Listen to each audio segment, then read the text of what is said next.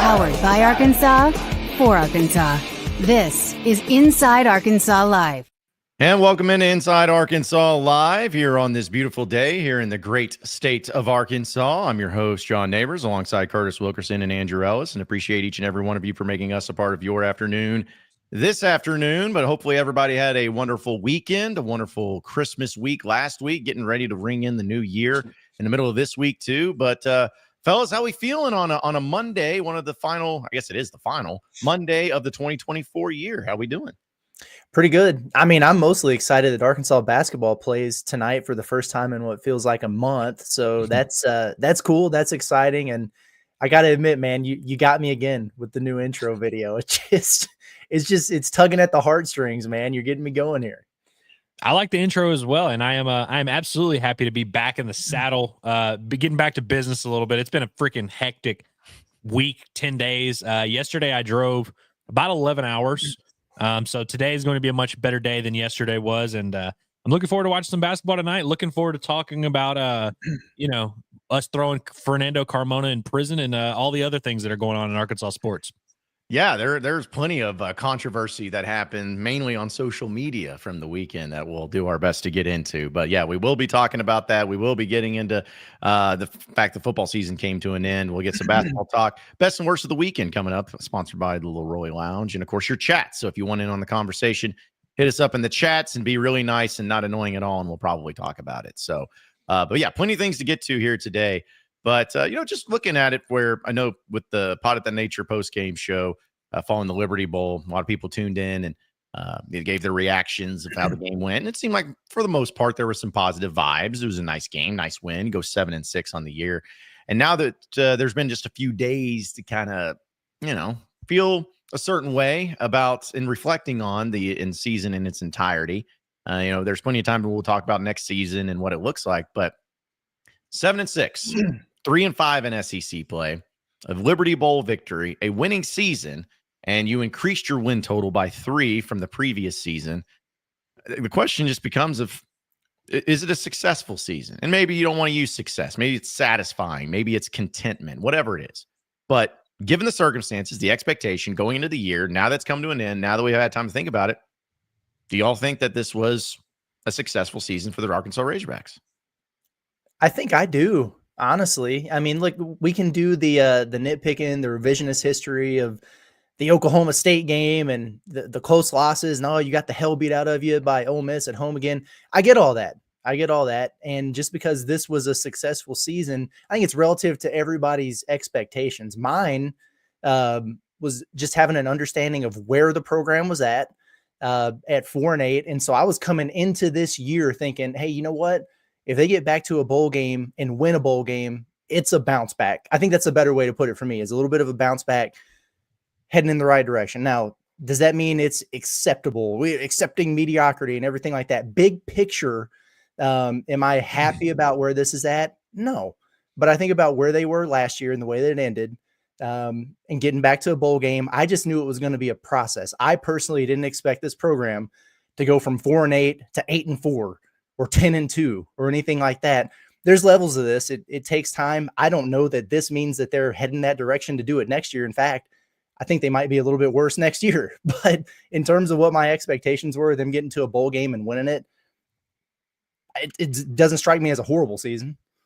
Yeah, I think I view it pretty similarly to Curtis, and kind of what I would assume is the way you see it as well, John, of like, it's definitely closer to being a successful season than it was to being like a disaster of a season. And that's not even like, I mean, again, expectations matter. And Arkansas's win total, depending where you looked, was either 4.5 or 5.5 going into the season. And so by that logic, it's definitely like, they outkicked their coverage. They achieved more than they were supposed to. But I think I also go back to the kind of the way that the three of us viewed this season. And if you had showed us this schedule and the results, I think all three of us would have said, oh, that's about right. We wouldn't have been like, whoa, that's awesome. We also wouldn't have been like, that's not acceptable. We would have said, yeah, that's about right. And that makes sense. Like that's about kind of what we expected. So I'm taking the cop-out answer and saying it's right in between. It's right on the cusp of being successful. And I can give them the nod. But again, I feel like they just kind of did what they were supposed to do, at least in my brain, or at least kind of in a lot of the fan base's brains. Because I think, Curtis, like you said, a lot of people kind of had that mentality of, okay, last year sucked. Just get back to a bowl, win a game, and we can work from there. And that's pretty much what Arkansas did. And so had they not blown the state game, I think I would for sure say, yeah, 7-5, 8-5, that's a successful season given the circumstances. And I agree with the whole, that's not where the bar for the program should be forever. But again, the context and what the situation was going into the season has to matter a little bit. And so I'm inclined to say, yeah, it was a pretty successful season. Yeah, and I'll also throw it into the mix of, in 2023, that season you went 4-8. You had some pretty embarrassing moments, like embarrassing games. The final two home games in SEC play getting blown out the way you did against Auburn and Missouri. The way that you lost the BYU game. Not looking competitive in a few other matchups.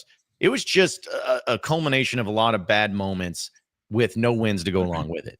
This season, yes, you improved. Yes, you upped your win total. But it's not to go without saying that there weren't some bad moments. I mean, in the time, and at least in the moment, we didn't realize it, but that Oklahoma State loss was horrible. It was the worst loss of the season, not even close. The game you should never lose, but you did. You throw in the way that you lost to Ole Miss and just getting records broken on you on your home field. Embarrassing. The way that you came out against LSU after a bye week, after beating Tennessee, and there were bad moments like that, but the trade-off is that it at least came with more wins, because in 2022, really your best win that season was maybe the Ole Miss game at the end of the year where you blew them out pretty handedly. But this year you got to a point to where you really haven't had, where you beat a top 5 team in Tennessee, a team that went on to the college football playoff. And I think that win alone really helped out a lot of the mindset and the feelings about what this season was about.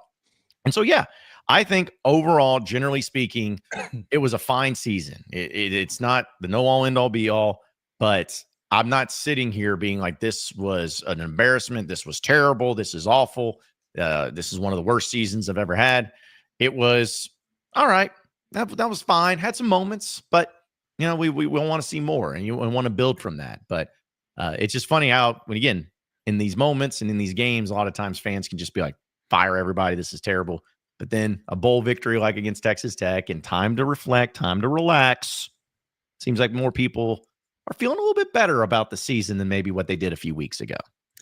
Yeah. And it's impossible not to react in the moment to different games. And look, nobody who's, pissed off about mediocrity, like I don't blame anybody for feeling that way. Nobody wants to be mid.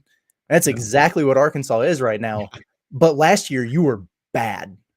Okay, so you at least leveled up from that standpoint, and that doesn't mean you have to accept where they're at now and just say, hey, or like take your 6-6 and shut up. No, not at all. But it is a step up from where you were. And so does that mean that we've kind of hit the ceiling here with this, this regime? I don't know. And if that's the case, then no, that's not acceptable. That's not what you want. But I do think in the one-off, you got to consider where you were versus where you're at now. And this is a much more favorable position to be in than you were this time last year.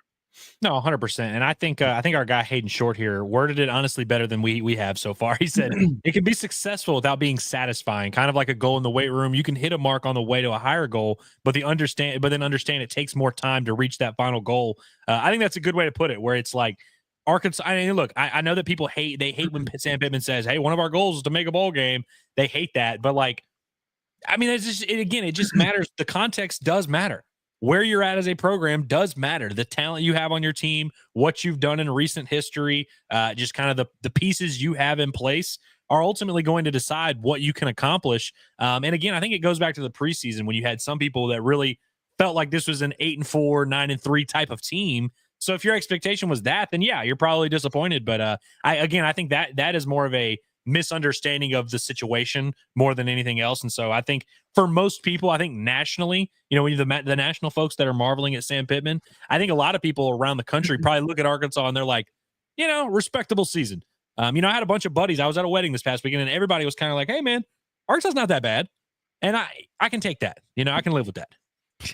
I mean, yeah, it's a process. It's like I don't know if maybe there has been, and I'm just going to make this up, but it's like how many teams have gone from 4-8 to 8-4 the next year in the SEC? I feel like that's not a common thing. And if it is, it's more of an exception to the rule. And it's not saying that, you should just, you should have been happy with this, but living in the moment and the progress that you're trying to make, will the team be better next year? It's hard to know right now, but you were picked to finish 14th in the SEC at SEC Media Days. That's how little people thought about you. And instead of finishing 14th, you ended up finishing, I guess, what is this, 11th? So, upward trajectory. you got a winning record. You went 3-5 in SEC play, and you got next year to look forward to. So it's funny because, in fact, we can use that as part of our Alumni Hall question of the day, presented by Alumni Hall. Folks, get over there to Alumni Hall, all the great Razorback apparel, especially if you're going to be going to a game tonight, Arkansas Razorback basketball, which we'll talk about. Stop by there at 3417 North College Avenue. Pick you up some real nice stuff from the Razorback apparel shop. And also check them out online, alumnihall.com/Arkansas-Razorbacks. It's the ultimate Razorback shopping experience of Alumni Hall. Ask the question to the people. Would you consider the Razorback football season a success given your preseason expectations? And as this very accurate poll states, 61% of the fans say yes. They would consider the season a success considering the preseason expectations that they had. So, I mean, it's a prisoner of the moment society that we live in, though. Like, this would be an entirely different conversation had they have lost a Liberty Bowl that was equally pointless, even though they won. I mean, that's that's the truth of the matter, and that's okay. I mean, that's how people are supposed to react. I see some folks in here doing but it's year 5 thing. It's year 5. I get it. This is not where you want to be in year 5, although it's kind of par for the course for where Arkansas is whenever a coach gets that far, if they get that far. My thing is, you were better than you were in year 4.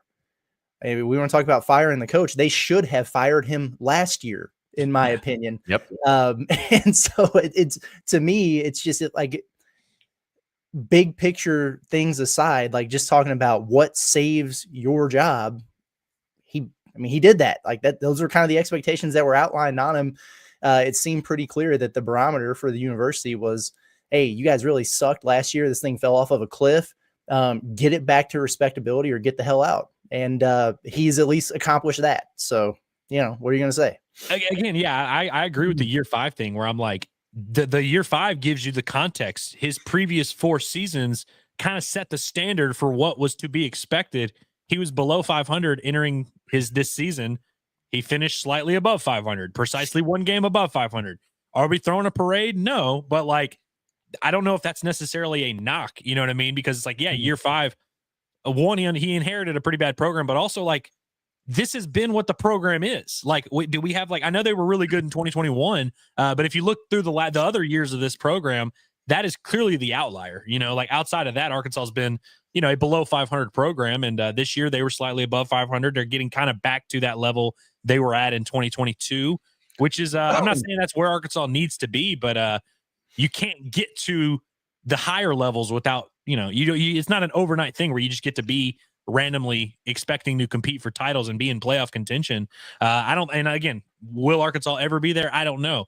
And again, I don't think the fans should be like satisfied, but I think that ignoring the context and just expecting something awesome to happen is a recipe for disaster, and it's a recipe for disappointment, which I'm sure a lot of fans feel. And like, that's fine. But if you're going to set the bar really high, you're going to be disappointed a lot. And I think trying to look at what actually might happen and be objective about it and look at the program for what it is and kind of where they're at in the SEC pecking order in terms of football. I don't know. I'm not going to like be griping too much over a Liberty Bowl. I mean, this is the 5th time they've been there in the last 16 years. Like, Arkansas lives in the Liberty Bowl. This is just what the program is. Like, I don't know if you want me to like lie and pretend like it's not. I mean, this is, like you said, par for the course. Yeah. Yeah, they do live in the Liberty Bowl, and for whatever reason, they're very successful. They dominate the Liberty Bowl. They know how to win that game for whatever reason. So they got the victory, and that's what you got to look forward to, and at least have your lasting impression is always better off a win. Because I feel like even Curse, to your point, if we would have asked the question, say the next week following the Missouri game, and found out when they were going to play Texas Tech in the Liberty Bowl, and put up the question saying, even if Arkansas beats Texas Tech in the Liberty Bowl, would you consider the season a success? I feel like it would be an opposite thing. Like, no, absolutely not. But then you see the win, you see the highlights. You're like, well, this guy's pretty good. Maybe we can look forward to him next year. Desmond James. I mean, he might as well be Joe Adams out there. Like, it's just all of that coming together makes people change their mentality a little bit as time goes on. Which I will just say, like, is kind of like, I also won't push back too much against that, because when you go 6-6, you win your next game, you have a winning season. You lose your next game, you have a losing. Like, I'm actually kind of okay, even though I get that like the bowl game didn't matter, so winning and losing it doesn't really matter. But it's like, you heard my answer on whether or not it was a successful season. Wasn't a resounding yes. And so had they lost the game, I probably would have said no, but it wouldn't have been a resounding no. It would have just been kind of, I feel a little bit worse after watching them lose. But so I actually don't have too much of an issue with the Liberty Bowl kind of changing, at least to an extent, how people view the season. My least favorite expression in the English language is meh. But when I think about this season, I think meh. I mean, that's just kind of where I'm at, man. Yeah. No, and I don't blame anybody for feeling that way too. It's a weird time in college sports. I mean, for crying out loud, guys, we know this more than anybody. We did not talk about this Liberty Bowl almost at all leading up to it, because that's not what was on people's minds at all. It was a transfer portal. I mean, Sam Pittman had a press conference reportedly about the signing class for high school kids, as well as the Liberty Bowl, and didn't get asked about the Liberty Bowl or the high school signing class really at all, because that was not what people were interested in. So I think that also helped too, that nobody was focused in on it. It was kind of like a thing of like, oh yeah, that game's tomorrow night. Oh yeah, I guess we'll watch it. And then when you were pleasantly surprised by how it went, because you had a lot more negative news from the portal of guys leaving, when you had a little bit of a positivity, when you had some good play and you took care of business, it was a nice change of pace. Post Christmas, everyone's enjoying themselves from the holiday, and it was just something about like, yeah, that was nice. I like that. That was a nice way to end it. So it's just amazing how things have gone, things change, and they still have work to do in the portal, as we know. They still got some things. By the way, folks, it's a reminder, our guys Arkansas now is 2 days, I think, of any player that wants to enter into the portal from Arkansas. You get 5 days post your bowl game. So who knows? Maybe there'll be more, but we'll have to wait and see. But we'll keep you updated on it if any of that changes. Let's go ahead a few chats real quick before we get into a topic I know a lot of people want to discuss. But this one comes from High School Men Julep. It says, feel good about next year. Backups played well, and we're bringing in more talent. Taylor Green has improved, which should make next year even better. Taylor Green now, if inserted back in the game, one would. Would what? Yeah, I would say I think you left cliffhanger.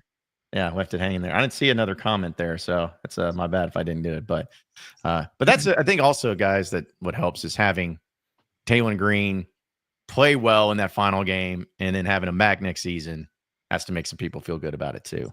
Well, I mean, we'll see. Like one thing I can sit here and say, hey, sure, we can call this season a success or whatever. But what I'm not going to do is start just irrationally pumping the sunshine at folks. Like, I'm going to keep it real. Nothing about Taylor Green that drove people nuts the entire season is different because of that Texas Tech game. It's just not. It's just not a thing. And we'll see what winds up happening here in the portal. I think they're doing a pretty good job of replacing some of their losses, but I'm still not looking at this and going, man, they've really upgraded the talent on this roster. I'm not there at this time. They've got some more guys to add, so we'll see. But yeah, here's how I feel about Taylor Green. In the right context, he can be good. He can make plays. He can make a lot of plays. On Saturday night, or Friday night, the context was a very bad defense in front of him, albeit he was throwing to no-name guys that had never played and a makeshift offensive line. And that's why I give Taylor credit for going out there and making those plays. But the context is not always going to be that. He'll face, probably easier, contests next year whenever they're playing, UAPB or whoever the hell, and they have their full offense ready. But he'll also face much stiffer defense. He'll also face some teams that have a really good pass rush, and Arkansas might not be able to handle that, or they're going to face teams that don't let Arkansas run the ball, and he's going to have issues. So I guess my thing is I'm not fully convinced that the context is going to be in place for Taylor to be very successful in 2025. Some fans, after watching the Liberty Bowl, seem to be there. I'm with you, Curtis, where I don't know how the Liberty Bowl changes much, because a lot of the guys you saw play in the Liberty Bowl are not going to be playing for the Arkansas Razorbacks in 2025. Like even a guy like Desmond James, who had an awesome game, they brought in other receivers. We'll see where he fits in that pecking order. But I think it's kind of too early to tell if Taylor really is going to be in the right context and it's going to be an improved unit around him. All we can kind of do is look at it on paper. And on paper, I think Arkansas kind of replaced what they needed to replace, but I don't know if they necessarily got much better at anywhere other than right tackle. Yeah. Well, and that's where, I'm going to use a baseball term, but it's Taylor Green is kind of like a Nate Thompson type of quarterback, man. He's home runs and strikeouts right now. Like, he looks great at times, but if he can go through the year and progress and, be that guy, be that hitter, be the guy that can get on base, have some bunts, maybe steal some bases, really develop those extra parts of his game that he needs to, then yeah, I can think there's no reason that he can't be a really good quarterback. But yeah, it's like his goods are good, but his bads are bad. And he's got to find a way to kind of harness that and go in between them there too.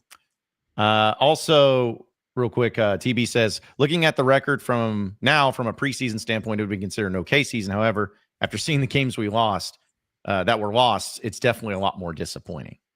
You can do that like with any team, any season, but I get it. I mean, it's impossible not to look back at that Oklahoma State game and be like, damn it. Like just winning that game that you had firmly in your grasp, and you'd be playing today instead of, like last week sometimes. So yeah.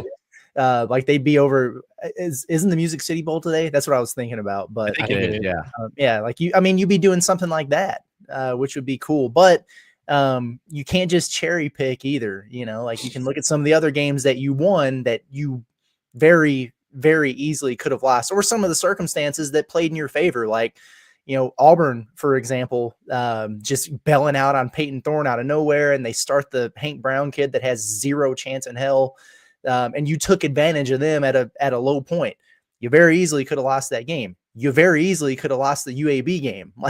There were other opportunities on the flip side that went your way, just like there were some that didn't. Mm-hmm. I think that's a good point, Curtis. I don't think Arkansas fans can look at the 2024 season and be like, we didn't get the breaks we needed. You know what I mean? Like, I feel like it played out more or less exactly how it probably should have played out, right? Like, all things considered. I know that's like a little bit of a stupid way to look, but it's like, this is pretty much a 6-6 team. Could they have gone 7-5? Maybe. Could they have gone 5-7? Maybe. They went 6-6. I think it played out how it needed to play out, and how it, like, I think it was fair. I think it was a fair 2024 season.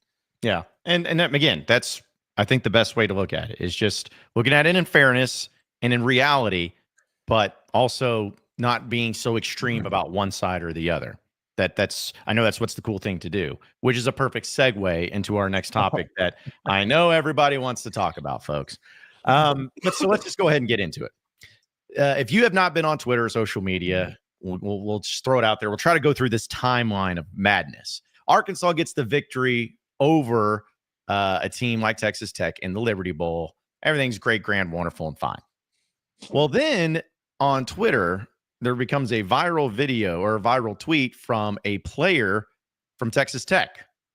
And, he was very honest about, what was going on. And he even started the tweet as I pull it up now. But He started the tweet where he's saying, hey, Arkansas is a great team, blah, blah, blah. He says, in fact, here it is. Okay, CJ Hounds is Bakersville. But he says, there's no denying that Arkansas played a great game, and I'm not taking that away from them. But number 55, Fernando Carmona, blatantly stepping on my ankle and pressing down on it on purpose is straight up dirty. Proceeds to say, I got your bleep bleep. Do better, Razorback football. And for those of you who are wanting to know the type of the video or release that he posted, it's this one right over here where you see Carmona kind of step on his ankle a little bit. And we'll do a little replay action there for you to look at it. But just kind of steps on his ankle. That's what happened. And that's what people are talking about today. So, guys, we'll start with this part of it. When we saw this video, your immediate reaction to what transpired? I mean, listen, we know Carmona, like, good kid. I shouldn't call him a kid. Good guy. Dirty play, like, and he's, now that the apology has come out, I mean, he's kind of admitted to as much. So I get it for people who want to look at, the full play and, he didn't, I mean, he wouldn't have apologized in the manner he did if he didn't feel like he did something wrong. So that's just kind of how I feel about it. And for me, it's like, I'm over it, like, it happened. You got caught. I understand other people do it. I understand things happen in a football game. Two wrongs don't make a right. He apologized. Like, I don't know what else he was supposed to do from that standpoint, but I am very much over the outrage on both sides of this thing. I really am. This happens to me a lot where, like, I see something and I kind of have my reaction. Like you said, John, like, what was your reaction? Mine was, yeah, that's not good. He should not have done that. That's bad. That is a dirty play. Was I like clutching my pearls? Was I like stunned that a football player did a mean thing to another football player? Like, no, like that kind of stuff. I'm sure it literally happens every single game. Those pileups are always a little bit weird, but I saw it and I was like, oh, that's not a great look. I don't like that. And I kind of just went on with my day. Mm-hmm. I came back later to the internet to see the full outrage and all that.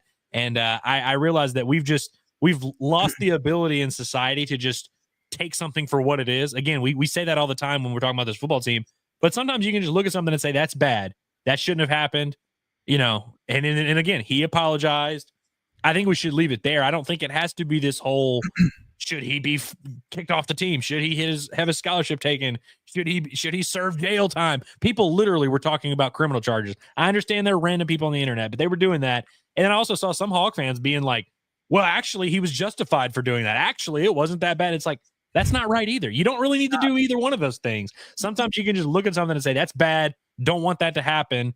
The guy apologizes, says he's not going to do it again. Okay, let's leave it at that. That's kind of where I'm at on it. Acknowledging that something was wrong or a bad look does not make you less of a Razorback fan. Yes, it doesn't. Yeah. And the pearl clutching and virtue signaling and morality police on the other side, like, come on now. Yeah, it's just that's what you get on social media, man, is the extremes. Here's the deal. It's like, I know that football is nowadays, especially because everything's on TV and you have it in 4K in some cases, and it's an HD and you get replays, there's cameras everywhere. There's a lot more going on. And to be honest, it's one of those deals to where if it happened where the field was flipped, we may not have even known this or ever seen it because of the angle of the camera. Like, there's just so many things that had to happen for this to come out. And it's not good. It's not. And that's where I was the same way with you guys, where I was just kind of like, hey, that sucks. That should never happen. That's a bad look. But then he comes out and apologizes. In fact, this was his tweet that he put out there. He said, I'd like to apologize for my actions last Friday night in the Liberty Bowl. I let my emotions get away from me. I have nothing but respect for Texas Tech in the game of football. I apologize to my team and coaches. I'm not that kind of player, and we'll learn from this. All right? Look at that ratio, guys.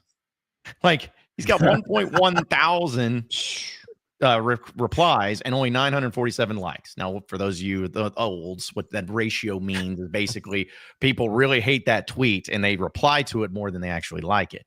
But the amount of, like, I would be pissed off if I was a Razorback fan and that happened to one of my players. I would be pissed off. Like, I would be. And I would want to defend my player 100%.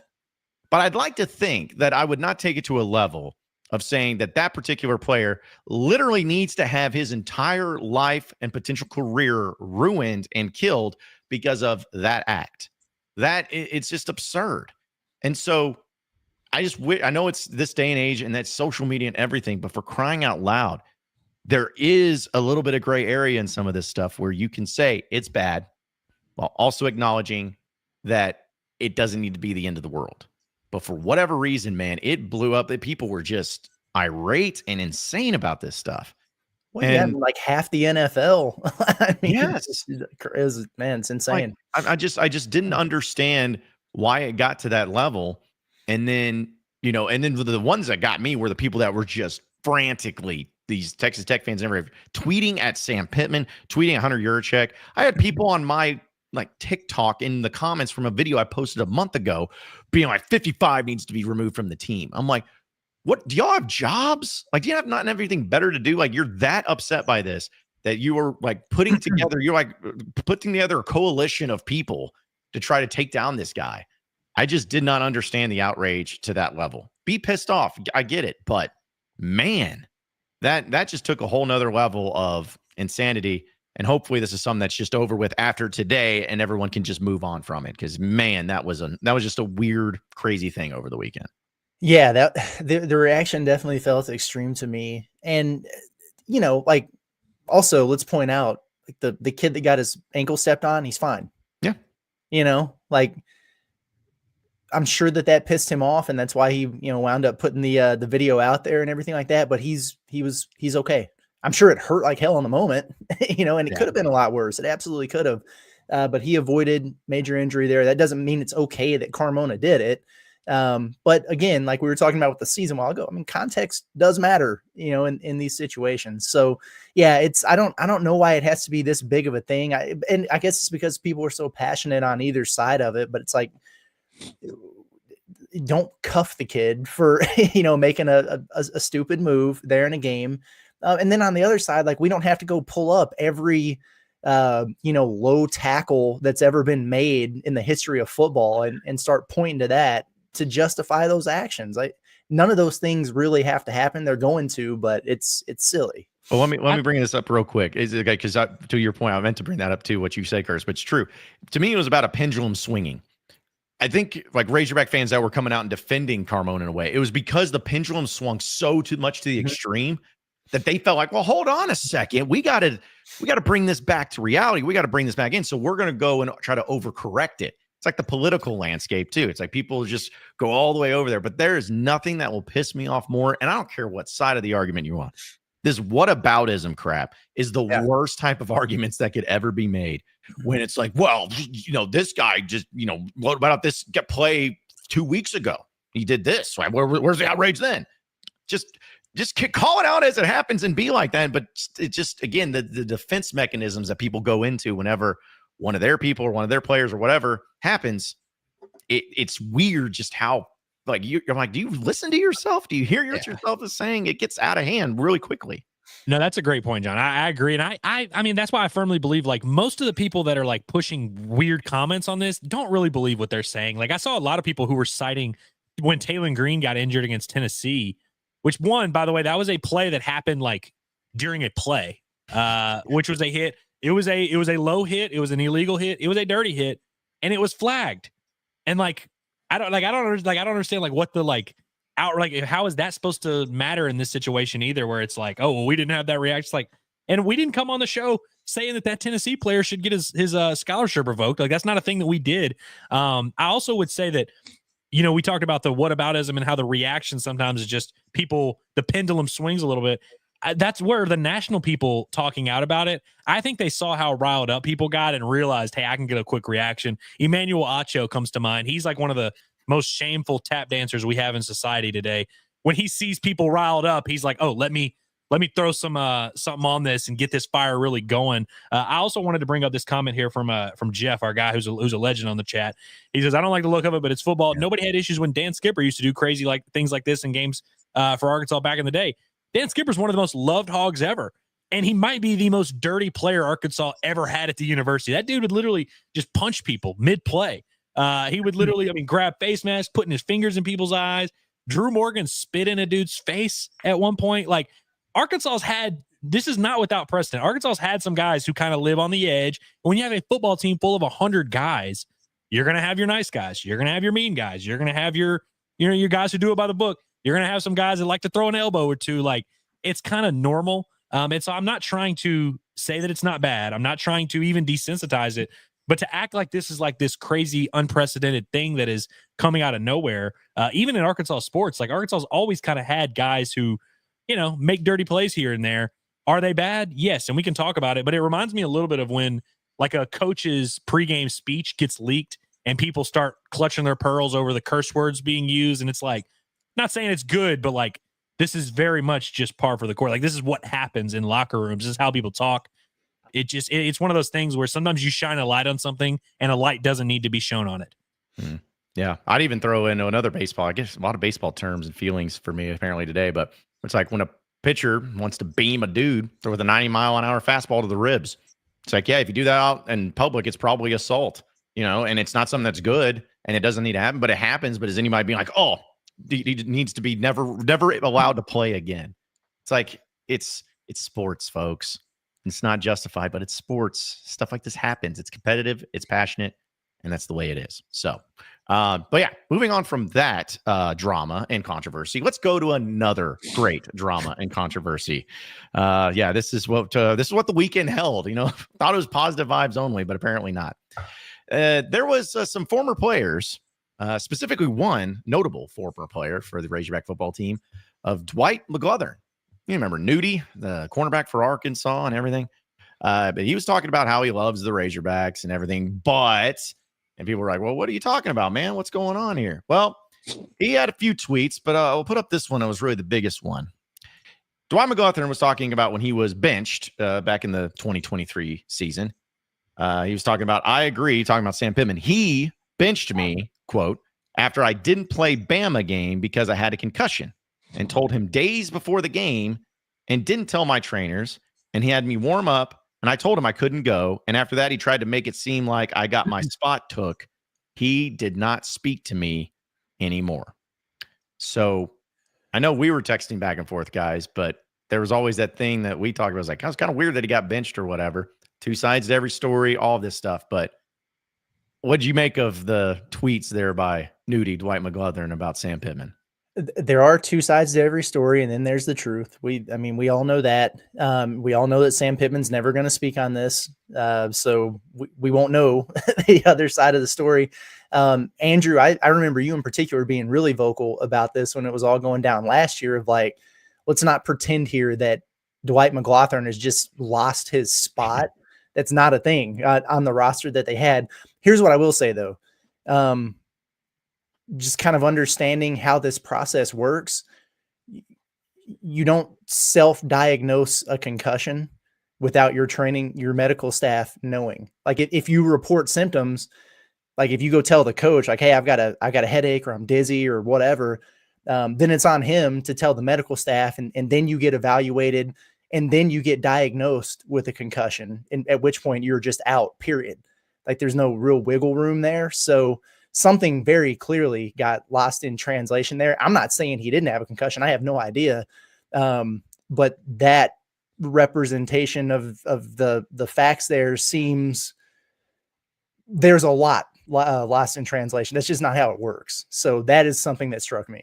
I'm glad that you touched on that, because I was going to say, like, I don't feel like I'm qualified to speak on that. Like on the he said, she said of the medical staff stuff, who knows? I mean, we talked about this a little bit with Jalen Braxton, where it's like, when you have a story like this, it's really tough to like declare a winner here and be like, oh, this guy's in the right or this guy's in the wrong. So I'm glad that you know, who has a lot of training and athletic training background, that I appreciate that insight. And I would also add that, like you said, I was on the side of Dwight McGlothern last year when all this, not the concussion stuff, but when we just benched him due to performance, and something, you know, we just felt like this other guy, Jaheim Singletary, we just thought he was a starter. I could tell something was weird, and I talked about it, and frankly, I got a lot of shit for it, if I'm being honest with you. Hog fans really didn't like it, but I remember thinking it was weird, and I took Nudie's side, and Nudie's one of my favorite Hogs of the last decade. Like, I really appreciated him as a player, loved his personality and all that. I never like it when people air out this dirty laundry on Twitter. Nobody has ever successfully like stated their case and like tried to make an argument about a personal story on Twitter. I've never thought that was a good thing to do. I just don't think that's the way to go about it. So I don't love that from Nudie.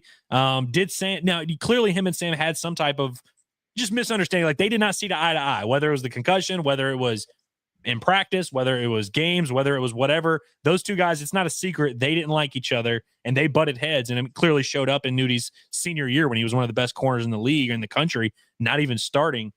And so look, I think it would be unwise for any of us to really try and like dive in and like say who was right or who was wrong. I think both of those guys just had an issue, and it affected the team last year, and it affected Nudie. I'm sure feels like, hey, Sam told these scouts that I sucked, and that's why I didn't get drafted, even though I was one of the best defenders in the country. And he's playing in the NFL, so it's going to be okay for him. But I just never like it when you go to Twitter to try and like, especially because by the way, he was replying to a tweet about Desmond James and how fast he ran. And then people were like, oh, I wonder why Desmond James wasn't playing or whatever, which we touched on the post game.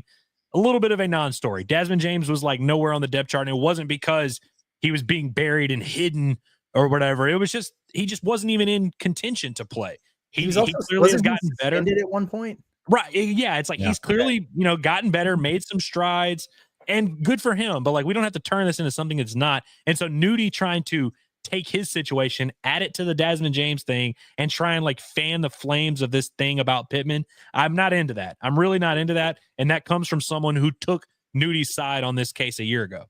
Yeah, I've always felt like if there are issues, there are problems or something like that, like this in particular, of course, it's easy to say, like, hey, you should just handle it man to man and everything. But I think timing is always everything. And my reckless assumption in all this is a reckless assumption, is it's almost like Nudie almost was pissed about, because he responded about the Carmona thing. He saw that and he said, this bad character, man, is what he said. And I think he got mad about that. And I think he was mad about possibly, or maybe had a reaction to how many people were talking about Sam Pittman, maybe more in a positive thing because they just won a game. And then, it just kind of accumulated there. And he decided to come out and say how he felt about it. He's got that right, what's in his right, and say his opinion and everything.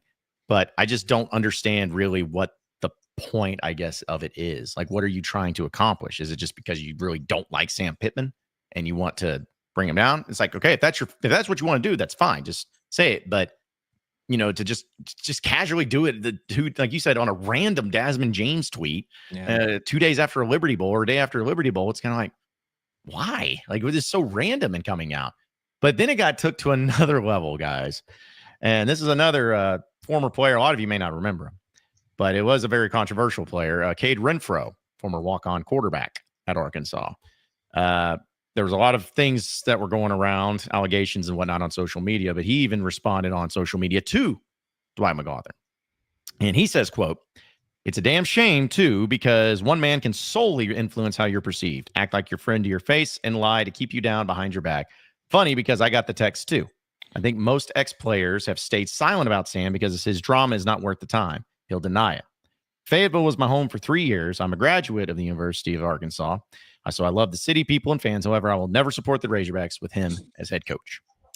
So you got, again, like, I want you guys' thoughts on it, but my only thought on this, especially with both of them, is like, I understand how people have different experiences. I mean, for crying out loud, Curtis, I know you've been a coach, and I know we've talked to coaches, but in football, especially when you have 100 and some odd players every single year, odds are that every single one of those players are going to like you, love you, respect you, and think you are the greatest thing since sliced bread is next to none. It's not. There are guys that played for Dave Van Horn that do not like Dave Van Horn. I mean, it's just how it happens. So take that into context. But it's still just one of those things where I'm like, I don't understand the whole purpose behind all of it. I really don't. That's my thought on it. Yeah, I mean, I hear you on that. I'm not going to sit here and take like a definitive stance on that. And that's not dodging it, but I just don't think it's a smart thing to do because there's so much context and so much that we just don't know. I think it would be foolish. I think a few things can be true. One, none of this is a particularly good look for Sam Pittman, no matter what, no matter how much truth there is to any of this. It's not a good look. I mean, you think about just kind of like the piling up of things that's going on. And that has been going on. Like I remember who was it that got arrested down there? Was it Slusher a couple years ago? Yeah. You had that. You had the Joe Adams, Jarius Wright thing. And then you had, the Ty Washington, Marquise Gums deal. And then now you got all of it. Like it's kind of just like one thing after another. And so, like, I think you think about that and you're like, damn, like, is this dude really who we think he is? And it's like, I would understand how people could feel that way. I also know that there's probably a mixture here of truths and people talking about how they really feel versus sour grapes and, some embellishment. And that's just how it works in all of these situations. So I would encourage people to try to be measured. I know we're trying to be measured in the way that we're discussing this stuff, but to me, I think it's not a good look, not what you want after having a little bit of a momentum thing, go in your direction after the Liberty Bowl. But boy, I really wouldn't jump to definitive conclusions, especially when we've only got one side of the story, and that's probably all we're really ever going to have. It's a delicate situation. That's why a lot of people don't talk about it. 100%. It's definitely not a good look. Anytime former players, whether they're justified or not, anytime former players are speaking out and saying, hey, I had this negative experience with the head coach and he's not who he says he is and blah, blah, blah. That's never good. And there's no way around that. And so I want to get that out of the way first. Cause I don't want it to sound like I'm like defending Sam Pittman at all costs. And I'm like, hey, nobody should ever talk bad about Sam Pittman. That's an interesting conversation to have of the whole, is he really the nice, happy-go-lucky guy? Cause some of these players don't like him and all that. And that's a fair conversation and one that we can have.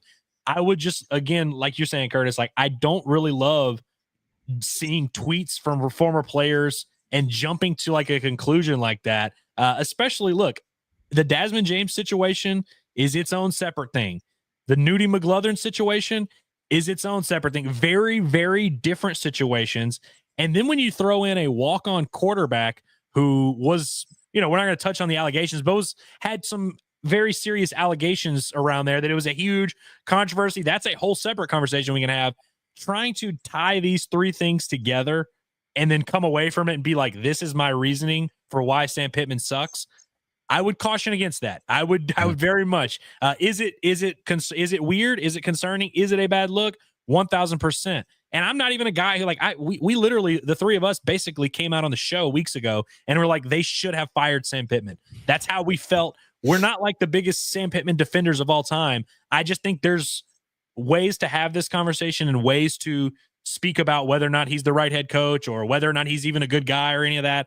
I just don't love the whole let's go on Twitter and stir up a bunch of drama. Again, it comes back to my point of when people see fans riled up, they want to throw in their 2 cents in and fan the flames a little bit. They like to do that. And I think both of those players kind of knew what they were going to do.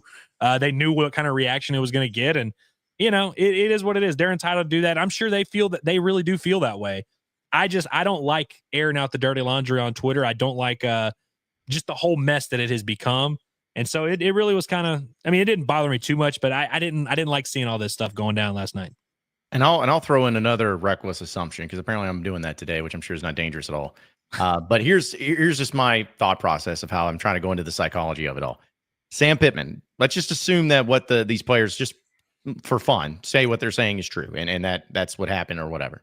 Here's the thing: what we know about Sam Pittman. Sam Pittman, rightfully, wrongfully, however you want to look at it, is unconditionally loyal to you if you're loyal to him. That is the biggest driver of his. Is that if you go all in on him, if you believe in him, if you're part of what he's wanting to do, he loves you. He'll do anything for you. That's why, like in this whole bowl game, the whole thing was about all we have is all we need. That's the thing. That is how he's built. And that's how he's been as an offensive line coach for a long time. And why he recruited so well is because it was a very strong, loyal bond. But I would go as far to say that maybe in these particular situations or any other situations that people have had problems with Sam Pittman, may have come when Sam Pittman felt like those players, they don't take me seriously. They don't believe in what I'm doing. They don't believe in what we're doing. Maybe they did something or said something. Maybe they didn't want to play, whatever it is. And once that happens, he shuts you out. You're done. And I know that's kind of at least how I gathered. You brought up the Marquise Gums situation in them, which, I almost forgot about. But What was the whole thing about that? He asked him to go in the game, and he didn't go into the game. They told him to get in the game. He didn't go in. So what does that do for someone like Sam Pittman? He ain't loyal. He's not loyal to me. Doesn't care about. So I ain't got nothing for him. So I think every coach in their own minds have certain things like little bugaboos that just kill them and shut them down, and they don't want any part of things. I would go on again, reckless assumption that maybe there was something like that where certain players, whether they're right or wrong, but I think Sam Pittman, that's one of the things that will really get him going and saying, hey, I don't really have much for you because you're saying things or you're doing things. I don't feel like you're loyal to me. So why should I be loyal to you? That's my reckless assumption. So, but yeah, man, what a weekend. What a weekend on Twitter and social media. It's so much fun to discuss all the stupid controversies that go along with it too. So anyways, view your chats, folks, because I'll have some other segments to get into here as well, dealing with a lot of the stuff that happened. Hopefully this is the end of it when it comes to all this stuff that's been going on with the social media stuff too, but probably not. This comes from Sean. He says, how they feel and the reality of hurt feelings after being told we are bringing in more competition in your position because you're not measuring up should be left in-house. Which, yeah, here's the deal. The stuff that's as far as being left in-house doesn't exist anymore. This because of the voice and the platform of social media. Like you can say whatever you want, and it's always after the fact, after players leave. It's just a lot different than what it is. Also, there's another comment. Yeah, from Ryan. He says, whether you like or a coach or not, you learn from them and can grow. It's a player's choice to put your head down and work and cry about on social media the first chance you get. Which I look at Ryan's picture. I'm like, you look like a coach. It's almost like spoken like a coach there too. In that particular picture. He's Ryan. like, yeah, we should all be respecting our coaches. Everyone. Yeah. And then also Dalton came up. He says, remember after Morris's first year, there were guys that spoke out against him and how we all just thought that they were butthurt walk-ons and didn't get to play. So we swept it under the rug. Yeah. But again, you can't use an example from Chad Morris and be like, oh, well, that's what's happening here. You can't do that. You can't use Renfro's illustration alongside nudies. You can't use Gums alongside they're all their own different situations with their own circumstances. Again, and you also look, here's the thing. If one player right now tweets out and says, you know what, Sam Pittman was the best coach I've ever had. He taught me a lot and he really made me grow as a man. There would be 3 other players who would say, yeah, I love Sam Pittman too, man. He was an awesome coach. I'll always love that guy. The idea that there's 120 guys, if you count all the walk-ons and everything, that each have a unique relationship with Sam Pittman. The idea that he handles them all correctly is insane. The idea that he handles them all wrong is insane as well. Again, to your point, Curtis, I would not try and draw big picture conclusions from like one player speaking out about their experience. Hell, we did that in 2019 when they hired freaking Sam Pittman. It all started with 5 players telling their positive experiences, and then they hired him as the freaking coach. It's like one of those things, like, I don't know why we have to take every little piece of information we have and draw a big picture conclusion from it. It really, like, sometimes it's okay to say, hey, Sam Pittman didn't handle that nudie situation the right way. Hey, I think Sam Pittman did a great job developing so-and-so, Ricky Stromberg or Bo Limmer or whoever the hell. We don't have to take that information and turn it into something it's not. Like, there's 120 players on the roster. Some are going to have awesome experiences. Some are going to have bad. I don't think that is what, ultimately, like, trying to draw a big picture conclusion is just not the way to do it. There are things that make Sam Pittman a good coach and a bad coach. It's not going to be decided by little petty ass stories like this. It's just not. No. And this will be my final thing I'll say on it. I try to look at things in a real world perspective. And I don't know if you two, Curtis and Andrew, have ever dealt with something like this. I know I have, though. Like, imagine if you have a boss and there's a boss that maybe you really like and you get along with, but there's people you work with that don't like them at all. And you're like, well, I kind of like them. But then there's the other side of it where there's a boss you don't like at all, but there's other people that do. Use that in your own real world example where, yeah, you're just personalities are going to clash. Things are going to be different. But, because I've had that. I've had bosses. I'm like, I hate this person. This guy sucks. But then I've had bosses where I really like them and other people don't. Sometimes that's the world. It's the world we live in. That's the way it goes. All right. Good discussion. Jeez. Hopefully we can move on from that and hopefully not have to bring it up again. So that's moral of the story is Fernando Carmona needs to be in prison. Yes. Straight. You just take him down the Green Mile right now. Just to roll on to put that thing on him and get him out of there. Yeah, that's the moral of this story. All right, let's go ahead and jump into one of our favorite segments of the week, best and worst of the weekend, presented by the Leroy Lounge. Folks, if you want a great place to go for New Year's Eve, they are having a big celebration there. If you check them out at social media and also at leroylounge.com, get you some tickets to go to that event. It's going to be a great one. So be sure to check that out. It's also a great time for no matter what the event is and any of your business outings that you want to have with all the golf simulators and great food and drinks and everything. It's the Leroy Lounge on Dickson Street. So be sure to check it out. All right. So a little best and worst of the weekend. We'll start with a little positive vibes here for the best of the weekend. I wanted to bring this one up. This is an NFL related one, but I love fan reactions to everything, whether it's great moments or bad moments, Surrender Cobra stuff. It's always so much fun. But this one might be one of my favorite ones of seeing yesterday, where the Atlanta Falcons lost a game, but they were kicking a field goal to try to win it. And it looked good to some on TV, but it wasn't. But don't tell that to these Falcons fans that decide to celebrate in kind.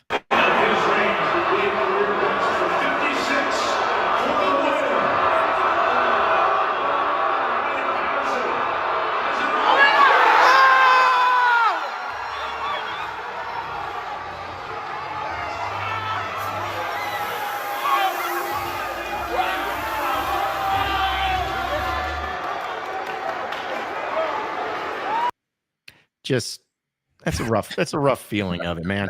Like I know exactly what happened here is that some fat guy that was just like, oh, mozzarella sticks over here. He just started celebrating because he thought he won. And then when somebody heard him scream, they reacted and thought it was good. But I always love stuff like that. But just seeing, I got the bro with the phone like, oh, look over here. No, they didn't win. So I always appreciate fan reaction like that. But that was one of the funniest things I saw the weekend. Yeah, that was pretty solid right there, man. that was good. Mine was all related to a particular bowl game, but I see like 15 videos queued up for it. So I like whoever had those, we're just gonna share it, but I'm not gonna steal the thunder. So whoever it was, go ahead, Andrew. I mean, do you want to just do was freaking off. Pop-Tart Bowl now? Should we just dedicated Pop-Tart Bowl segment? Yes. We'll start with this beautiful video here. Okay, I want to play it again after this. Focus on the one in the background and tell me what that Pop-Tart is doing. Relieving himself? Kind of like, you know how that guy got penalized for doing the show the gun celebration? Mm-hmm. I think Pop-Tart was maybe doing that, but maybe not showing a gun. I think the Pop-Tart behind him was kind of showing off the goods a little bit, showing the merchandise. You might be onto something. Dude, because I didn't, honestly, Andrew, when I saw that video, I saw this video over the weekend. Not once did I ever look at the guy in the back or the Pop-Tart wrapper in the back. And now that I see it, I'm like, I don't know. Was that something he wanted to do? Was he told to do? Did he just not know what to do? But whatever it is, it's pretty wild. Here's the wild berry Pop-Tart for those that are looking for the culprit, you know, who to point their anger toward. And shout out to the Hot Fudge Sundae Pop-Tart. Wait, which do y'all have a favorite Pop-Tart? Dude, actually, mine's as weirdly enough as cherry. I'm a cherry fan. Cherry's not bad. I mean, I mess with the traditional little frosted strawberry action. Ooh. I like the Hot Fudge Sundae. Yeah, I just never find it. I'll also throw in apple cinnamon because I'm a huge cinnamon fan. That's one of my favorites. Yeah, that's good. I like wild berry too, but I feel like I thought I was like alone on that hill for a while, but now it's like getting top billing at the Pop-Tart Bowl, which speaks volumes. I also wanted to show this quick. I couldn't get the video. I couldn't find a downloadable version of the video of the Pop-Tart going in the machine, getting toasted after the game. But I do have this funny one of this one just dapping up the players as they're going. And then watch this.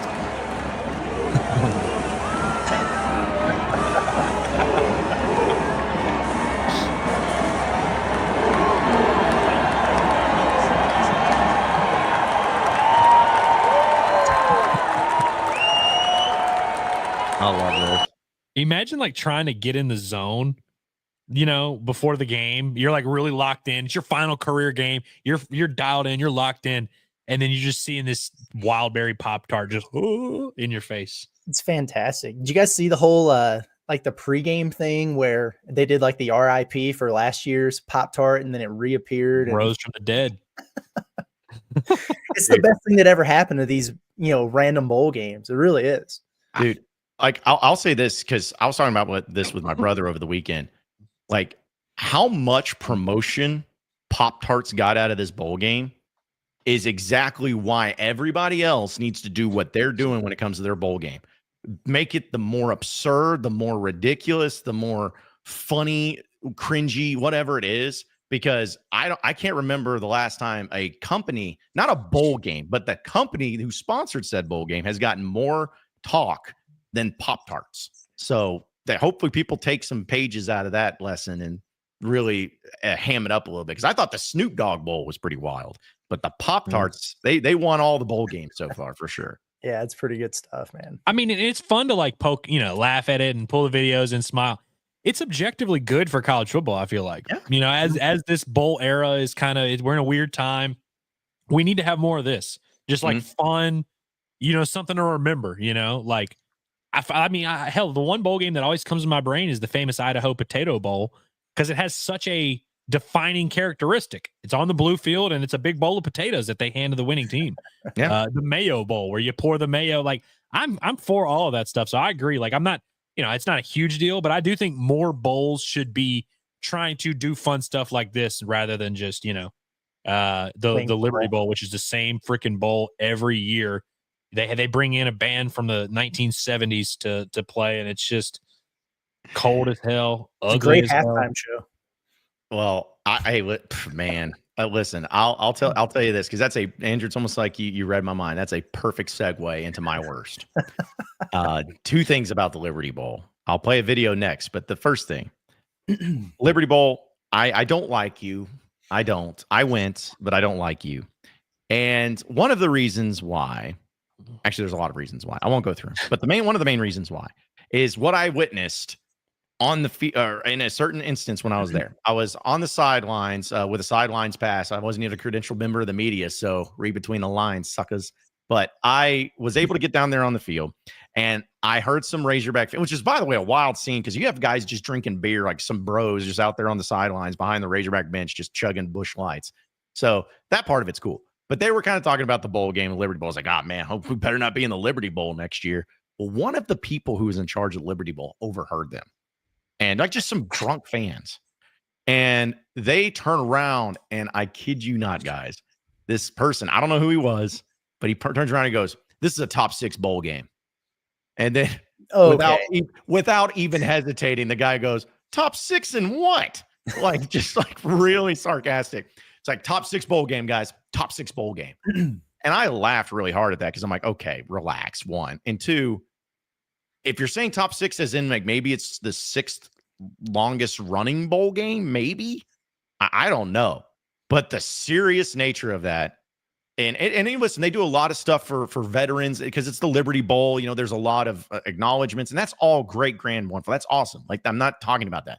I'm just like the bowl games need to be a little bit absurd. It's not. I'm sorry, you can't have a 6-6 and an 8-4 team and say it's a top 6 bowl. That just can't happen. Without doing something crazy. You have to really do fun stuff, and we might actually say, hey, you know what? It's one of my favorite bowls. Sorry, getting Eddie Money to perform at halftime is not going to do it for me. Like, that's just not going to happen. That was actually my favorite Liberty Bowl halftime show, if I'm being honest. It's just saying something. That's saying something. Tickets to paradise. Yeah, but the other thing, and I want us to kind of go through this. There was a fight that broke out in the stands of the Arkansas and Texas Tech Liberty Bowl. There was a couple of videos that came out, but we'll go through this one. So the Razorback fans who are, I guess, from Harrison or wherever, shirtless. So, and they're yelling at this particular gentleman in the Texas Tech jersey and the hat. Apparently there was a lot of back and forth going on during it. And so they're talking a lot of noise. And the shirtless guy starts doing it. And his wife's trying to be, Harry, come on, let's get out of here. And then she gets a little into his face because she's like, "You did that to my husband. How dare you, blah, blah, blah." And then he goes after her husband, or the Texas Tech guy. And then they kind of get into it. He pulls her back, like launches her up, says, "No, you got to get out of here." Then this other girl comes down. Razorback fans, and then they start getting into it and start shoving. Then dude with the dad bod of the century starts trying to break it up. Good separation from him, I would say. Yeah. I mean, he would have looked like Samson in between the columns, like pushing it out like that. The so that was good voice stuff. of reason in the quarter zip there. Yep. He's like, all right, guys. And then boom, she come. He come flying in, and then we got a brouhaha. Oh boy, the Texas Tech guy is not putting down his beer. Not putting down his beer. His girlfriend's just being, or wife or whatever, is being just decked, and he's not putting down the beer. So then everyone's like, all right, buddy, all right. Quintessential Texas Tech fan, by the way. So yeah, I just had a few talks here and there, and then I still kept getting into it. And guys, I think the more incredibly either sad or funny part about this, cops have still not arrived. Security still has not arrived to the scene. Like, it is still going on. And you feel like, as you know, I know that there were hundreds of thousands of people there, but you feel like something like this, there they are. So now we got them. They decided to be like, all right, we'll go ahead and take care of it. But anyways, they started kicking them out, and I saw a little bit of it, and that was pretty much the gist of it. But still, stand fights are pretty common. It just happens when someone films it. It's really funny. But worst of the weekend only in the simply fact because it's like, man, people already have a feeling about Arkansas and about their people. And you got, Homer and Jethro with their shirts off trying to fight a Texas Tech guy who I'm sure that they have their ideas of, a guy with a big beard and a jersey from, I don't know. I couldn't even tell if that was like what was his name? Whoever's jersey was from Texas Tech. It doesn't matter. But it's just so quintessential. And then you get in fights. And then you got the women fighting too. It's a tough scene. So it's the Liberty Bowl, folks. Come on. There's no reason to fight over it. Yeah, that's man, so many stereotypes there that that was my favorite thing about it. Is I'm like, man, I can't. When I saw that video, I was like, I got to retweet it because this is just going to solidify a lot of justifications on how people feel. That's pretty funny. Pretty funny. I've got a couple. One, I don't even know if this fits in worst of the weekend. It's just the situation. Did you guys see the deal with the 6 former Florida State basketball players suing Leonard Hamilton over NIL that they didn't get? That's crazy because, Leonard Hamilton, really, really good coach. He's been doing this forever. As far as I can tell, is just like a very respected guy. Like he's, beloved guy. But this NIL thing ain't for everybody. And I went and reading the story about it. And I guess at one point at the beginning of last season, they had a team meeting. He was like, hey, everybody on this team is going to get $250,000 in NIL by the end of the year. And it just didn't happen. They boycotted a practice before the Duke game because they hadn't received payments yet. So he had to call an emergency meeting with whoever the donor was. And it's like, oh yeah, we got you guys by the end of the week. Didn't happen.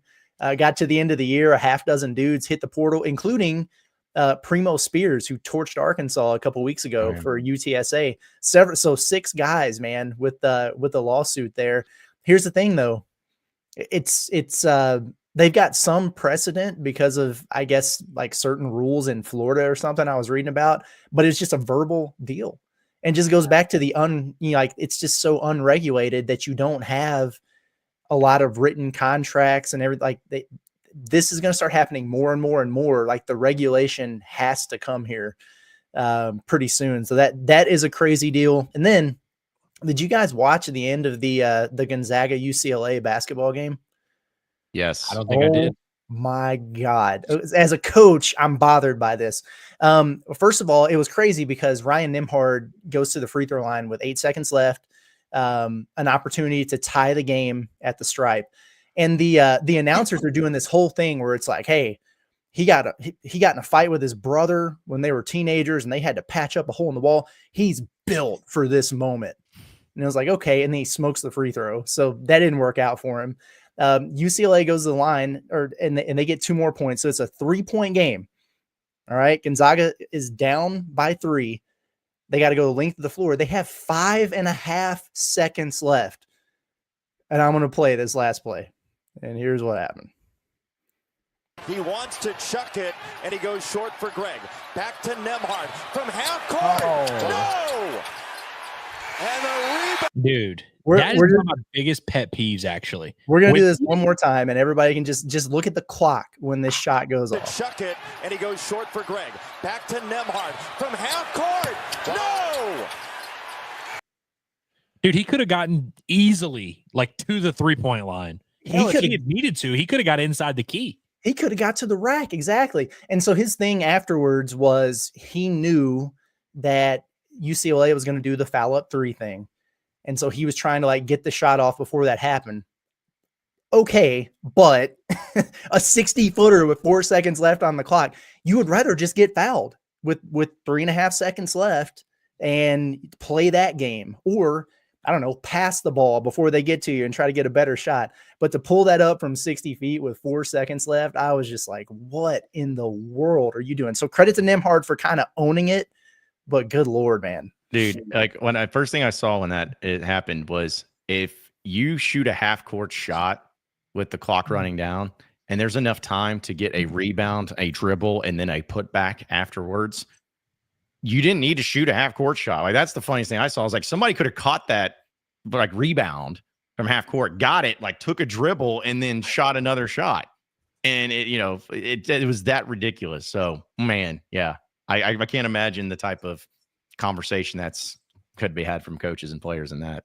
It actually, so it really drives me nuts when teams do this, even if there's like 2 seconds on the clock. It kind of pisses me off where they'll end up settling for like a 32-footer, and I'm like, you shouldn't be letting that sucker fly until like under 1 second on the clock. Like, get as far down the court as you can.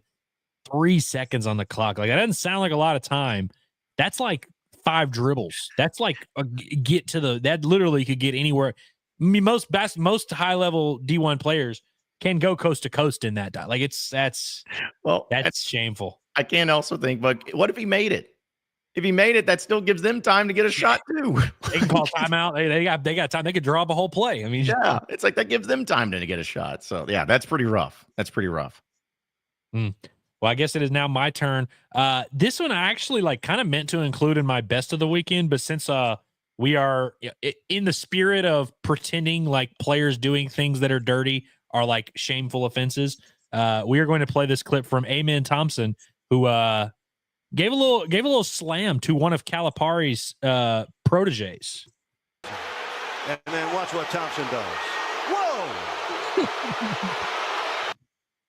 Amen Thompson is like, he's probably my favorite current Houston Rocket. I want to play that against me. I can form. And then watch what Thompson does. Whoa! I did not know that Amen Thompson had a background in judo, apparently, but that's good to see. That's good stuff. I love Amen Thompson so much. He's like, he really is one of my favorite players. And Tyler Hero did bust their ass. He had 27 points last night. He was cooking, and the Rockets lost, but just love to see that tenacity out of your 19-year-old star. He did grabbing him by the jersey, I feel like, and then throwing him down was quite the move. I do laugh because when I was watching that clip too, like on the TV, it's amazing how different it happens. Like if there's a scrum in football, what happens? You kind of get all the coaches involved, which you've seen a lot of bowl games have some scrums. You see that happen. Baseball, kind of the same thing. Umpires come out there and all that. But the sport that has the least amount of players on the court, the security and the police officers, like the sheriff's department, comes running out on the court. And you got like guys that are standing there on the court, making sure nobody gets out there. Like, it just is amazing how things are handled differently, mainly because of the Malice at the Palace deal. But yeah, that was a rough thing for again, Amen, first off, is a funny name. But also the fact that, and of all people, Tyler Hero, I don't know. It was just really funny. Tyler Hero's a shit talker. I guarantee you it was, there were a lot of verbal exchanges throughout that game that probably sent them over the limit. And again, like, I got to give credit where it was due. Hero was balling in this game. He was cooking. I mean, he was the reason they won the game. But honestly, I like seeing stuff like that.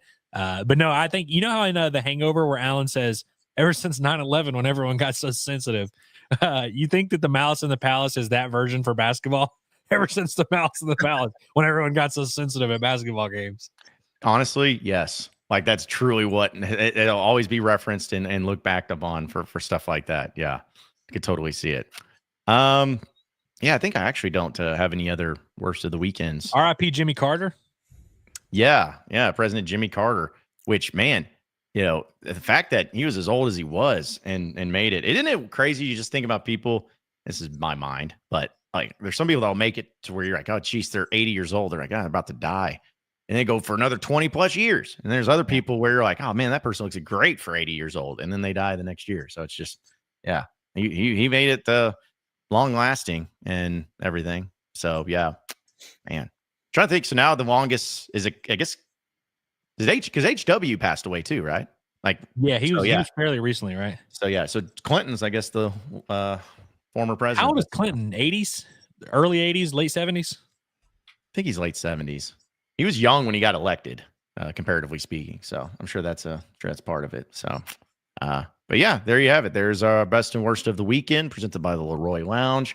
And we just got a few minutes here, so we got other couple things we'll get to. We'll get to your chats too, folks. Don't worry. But Bill Clinton is 78. Isn't that Trump's age, right? Or no? Like it's close. Isn't that crazy? Like him and Biden both. Like Clinton's really. I mean, hell, he could run again if he wanted to. Clinton hadn't been in politics in like 20 years. It's crazy. Bro. He's the exact. Trump is the exact same age as Clinton. So yeah. 78. Sheesh, man. All right. Yeah. Anyway, that's wild. We love the olds here in America. You know, we love the olds. But yeah, that is crazy. Part of your Arkansas update, though, presented by Davis and Garrett Insurance, your independent auto owners insurance agency, securing what matters the most. We've talked a lot of Razorback football, but yes, Razorback basketball comes back tonight, Bud Walton Arena, and your final non-conference game against Oakland, which will be interesting to see. Not only the team being back, but also, how a Monday night game against Oakland, team that beat Cal last year in the tournament, how fun that'll be, and seeing what the team is preparing for. But Curtis, you did a pod at the Palace and talking a lot about and previewing it, but it didn't really hit me until you said just how long it feels like Arkansas Razorback basketball has played, to where it's this point that like SEC has released their SEC Players of the Week. Arkansas would not have been eligible because they didn't have a game during that stretch. So, man, it's been a long time. So it'll be good to have them back. You would really feel how long it's been if you were trying to do a pod at the Palace every morning. Like, I was out of shit to talk about. I previewed this Oakland game for 2 days in a row now because there's nothing else to say. I'm really excited they're coming back to play this game. And, the Oakland angle of it is cool. It's going to get just overused the entire night tonight. I mean, it's all they're going to talk about on the broadcast. It's just part of it. You hear so much about the John Calipari angle of this because, and that's what fascinates me about it, is like the symbolism involved. That game happening, it wasn't the only reason why John Calipari is now at Arkansas, but it was kind of like a straw that broke the camel's back moment. So there's a lot going on there. It changes philosophy in terms of, loading up on young players. It changes philosophy in terms of, limiting or defining his rotation a little bit. Like it symbolizes a lot of things here. And then, it's easy to forget, and we'll have to have the same discussion when Arkansas goes and plays Kentucky. This game means a lot for DJ Wagner and Adu Thero and Big Z. And like, they're not going to be able to just like right the wrong that happened in March. But if you're telling me that there's not a little chip on the shoulder of, oh, we're going to get these suckers this time, I guarantee you that there is. So I'm really looking forward to how those three guys in particular play. And then really the only other two things I care about is that one, Arkansas wins, and two, that we see John L. Davis. The end. That's all I care about. Yeah, we've had a nice little stretch here with the Razorback. I mean, well, I say nice little stretch. It's been like 2 games over the course of 3 months. But where like Arkansas hasn't had a ton of controversy in their game. They've just kind of done what they've been scheduled to do.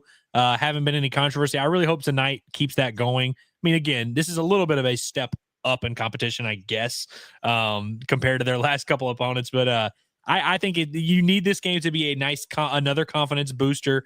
Those guys, it'll mean a lot for them going into SEC play, man. It'll be nice because look, they haven't played a ton of games, but this team has been practicing. Like, they should be starting to kind of put the pieces together. So I'm interested to see, like, do we see a confident together group? Like, do they look like a group that's ready to just take the SEC by storm, or will we see them kind of sleepwalk through this game tonight and then we're like, well, they'll get up for conference play, but we're not really confident. So I'm interested to see. Like, I want this one to just be another one where you're up 27 in the first half.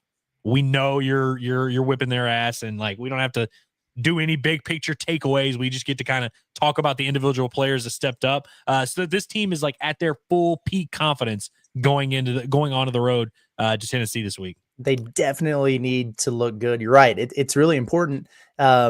Georgia had a long layoff too, and then they played yesterday and they damn near lost to South Carolina State. Yeah. Like, it was just, these dudes are post-Christmas fat, not ready to play.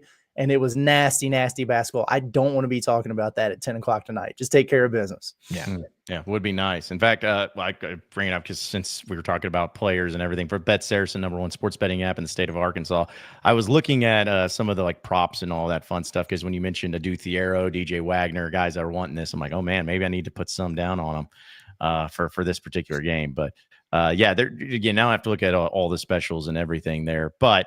There are a few things like DJ Wagner over 12.5 points and over 4.5 rebounds, plus 230, which I actually feel pretty good about. So something Plus like that. 230, huh? Okay. Yeah. Plus 230. Adu Thiero, I don't know if I like this one, but I could see it. But Adu Thiero over 20.5 points scored and over 6.5 rebounds. That one's only at plus 185. So, okay, if you're feeling like he's really going to go off in that one, you could go with that.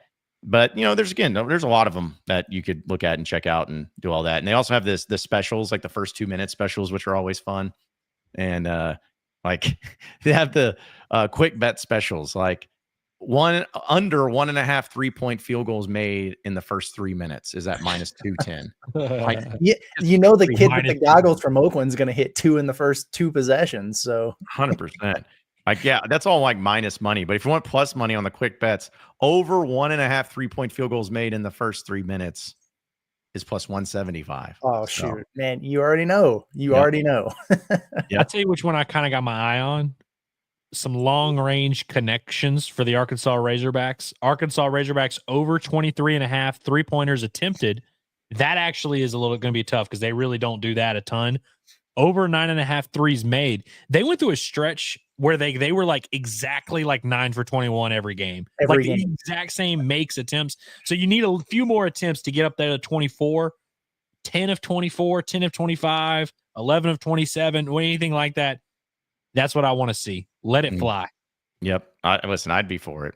Do they have the method of first points thing? They do. Let me tell you, I had the first points Arkansas free throw in the last game, and Jonas Adu got hacked on that pick and roll dunk attempt, and then it just hit the rim like 4 times and rolled in, and then he completed the 3-point play. I thought we were finally gonna get it. It didn't happen. That would have been funny if he missed both free throws if it had not gone in.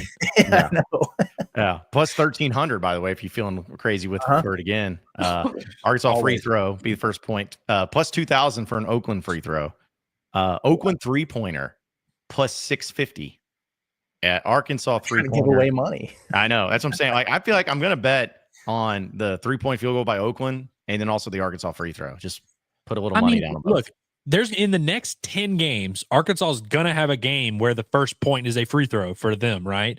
You would if think we just bet it 10 times, it's always 10-1, 12-1, 13-1, sometimes 15-1. One of these days, all it has to do is hit once. It'll hit. It'll hit one of these days. Yeah, I will say, I did a long drawn out segment on this on the pod this morning. You think Arkansas versus Oakland, you think Oakland in the NCAA tournament, you think Golke hitting 10 threes and them just lighting it up. They are one of the very worst 3-point shooting teams in the country this season. Terrible. Absolutely freaking awful. And so you already know. Yep. You about to say, we all know what that means. Yep. They're going to come in and they're going to hit 15 of 25 and just light it up. And Arkansas is going to escape with a victory just barely. But if you don't think that, though, Arkansas is 17.5-point favorites in this game tonight, according to Bet Saracen. That seems a little low. Yeah, I think it's probably about right. Kansas, I think, beat them by 19. Michigan State beat them by 20. Like the teams that they've played that are good are right in that range. Illinois beat them by 12. So there's been a lot of comfortable wins, but not crazy blowouts. But the weird thing about them is like Boise State beat them by 44 in a game, which is really strange. I watched them play on Christmas Day because what else was I going to do, I guess? And it was on. And they were playing Hawaii, and they lost that game. Well, they didn't look very good to me, but you never know, man. So according to the net, it looks like they're 223 in net right now, and Arkansas is at 43. I feel like Arkansas, they don't have to. It must win. Need to do is kind of a stupid thing to say here, but I think Arkansas needs to win by 20 plus for that net. Because if you win by like 11, it's going to be one of those. Arkansas would drop to like 47, 48 in the net. Again, not that I'm worried about Arkansas being a bubble team, but I'm worried about the style points. I want the style points. Give them to me. Well, they haven't received those at any point this season. I hope today is the exception. Right. They had a They chance take their damn foot off the gas. Yes. against UCA. They had a real chance to win that one by like 52 to where it would actually maybe help them in the metrics a little bit. But when you're playing teams that are sub 200, you just have to whip them. You have to whip them good. And so I think, Boise State beating them by 44 is interesting to me, especially when you had other like better teams that beat them by less. I think I could see Arkansas just really opening up a can on these boys. Hope so. Yeah, me too, because as we just talked about, your next game is against Tennessee on the road. And after that, you have back-to-back home games against a number 24 Ole Miss and the number 16 Florida. So first 3 games. Brutal. If they go 2-1 in that stretch, I'm going to be really happy. I will carve out rings for them if they go 2-1 in this stretch. But no, I mean, like that's and also preseason, Ole Miss, we knew they were going to be good. They're going to be good. Like we know that's a tough game. I kind of was calling BS on Florida a little bit and was like, okay, I didn't even consider that Arkansas could lose that game. But yeah, if Arkansas goes 2-0 in that home game, in those 2 home games, that'd be very, very impressive. Yeah. And helpful to the resume. That would get Arkansas to a point where we would probably have to stop. We will never stop talking about the net, but I would assume if they go 2-1 in those stretches, they'll be around, top 30 in the net at that point. Yeah. Especially with the next 3 games after that, because not saying they're easy wins, but you're talking about then going on the road to LSU, to Missouri, and then Georgia at home, which should be realistically 3 games you win. So if you can get off it'd just be nice for a change to have a nice start to SEC play, because I can't remember the last time Arkansas had a nice start to SEC play in basketball. It's been 80 years, it feels like. So, but hey, they got to get by Oakland tonight. No overlooking anybody. They got to take care of business. And your Razorbacks are 23rd in the country, so at least enjoy that. And hopefully you finished 11-2 in the non-conference slate. I was a little worried about that with the long layover. If just by not playing, a couple teams get big wins and pass them and kick them out. So it's good to see. That would have sucked. That guarantees then a ranked matchup in Knoxville this weekend. So it'll be fun. Yeah. Yep. Even if Arkansas were to catch an L tonight, they would still be ranked 23rd. So it'd be one of those things. Y'all are gonna have to talk me out of picking Arkansas to win at Tennessee. Oh, I can do it. I'll find a way to do it. Don't you worry. Yeah, I can absolutely find a way. But it is funny. I always laugh because I think didn't Missouri have that happen this year when they beat Kansas? Like Kansas had lost earlier in the week already, even though they were still technically number 1. And then they beat them, and I'm like, okay, yeah, they are still number 1, but it's still, they're not going. Even if they won, they weren't going to be anymore. So it's kind of like Arkansas football lost to a top 20 Oklahoma State team. So quality L right there. Yeah, thank goodness. Yeah, really helped their net ranking. So yeah, but that's going to be a game tonight. I wonder what the crowd's going to be like too. I know students are still out. Monday night's kind of weird for the game and everything, but I'm going to guess it's not going to be very impressive. Yeah, and I'm not going to hold it This against be the last time. either. Yeah, it's like this is a scheduled take the night off. It's Monday night, last home game. Not a great opponent. SEC play starts next week. We'll lock in then. Yeah. That Ole Miss game better have 19,000 plus. There are going to be 0 excuses for it whenever that game happens. But they go beat Tennessee. I guarantee you that'll happen. But I think that we are. This is going to be the last of the nonsense crowds, and it's about to get real here. It better be. But I will also say that tonight, the game, if you can't make it, is on ESPN2. So I mean, you're not even like you're having to find it on the streaming sites. It's on the Deuce. So 7:00 tonight. Bud Walton Arena, Arkansas, and Oakland will be going down. So it should be a lot of fun. Hopefully the crowd ends up being good and everyone's having a good old time and having a lot of excitement surrounding it. So quick few chats real quick before we get out of here, folks. I will admit I have not been starring any. So if you said something really some talking about artistic takes, got nothing for you. Not great work from the chat today, if I'm being honest. Not saying that they were bad. It's Pop-Tart related. Here recently, mostly Pop-Tart and one guy just spamming SEC Pittman's SEC record. Yep. And then and then sprinkling a few Carmona takes. And we're really banging on all cylinders here. But hey, everyone's on vacation. I know a lot of people are just taking this day off and tomorrow off too, because you might as well. Wednesday is the worst day to have Christmas, New Year's for the working class. I feel like it's got to be. Hillary gets off work Wednesday for the January 1st. So I bet a lot of people have that day off, like as a. Well, yeah, because we're going to be off. Just to let you know, everybody. Are we really? The 1st of January? Yeah. Cowardly behavior from inside Arkansas. Wow. Relax over there. Yeah. I tell you what, Andrew, you can do a solo. You can go crazy with it if you like. You can just. I honestly hadn't thought that far ahead. Yeah. No. I'm a moment-to-moment kind of guy. Yeah. Well, we want to have everybody, celebrate their own time and have our own celebrations ourselves of the new year. So, we'll still have content. Don't worry. Content will still be going out throughout that too. So, all right. I scrolled through about 5 pages of chat and I'm done because there was so much stuff going on. But either way, guys, any final thoughts before we roll out of here for the day and get everybody tuned back in for Pot at the Palace tonight for the post game show? That's all. Show up for that. It'll be fun. Yeah. We like to talk about basketball, and they're finally going to play it again. So join us shortly after the final horn. Pot at the Palace post game show. It'll be a good time. Join us. I would also say we've had our guy Phil, who's like, when the stream gets scheduled, he'll just throw some chats in pre-game or like during the game. I kind of like when they do that. It makes it a little bit easier for us to just kind of sift through and star some before we start the show, so we're not having to like go back and forth. So if you want to do that, cool. I would also say if Arkansas wins by 20 plus, I'm going to set the bar there. If Arkansas wins by 20 plus, and you're expecting me to have any type of a negative take or negative reaction to anything, I will not have it. Do not sit there and talk to me about Trevin Brazil's physicality. Do not talk to me about Nelly Davis not being worth the money. Just shut up. Like if Arkansas wins by 20, I'm going to pump a good bit of sunshine. We're going to have a great Monday night, and it's going to be fun. There we go.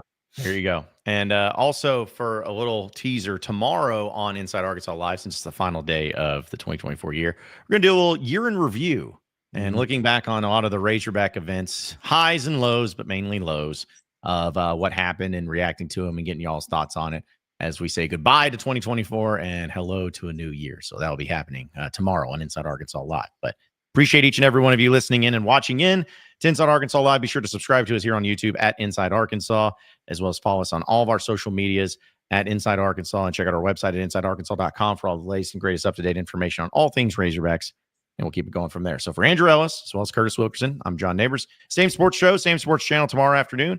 Have a great rest of your day, everybody. We'll see you tonight for Pot at the Palace post-game show following Arkansas and Oakland. You won't want to miss it, so stay tuned.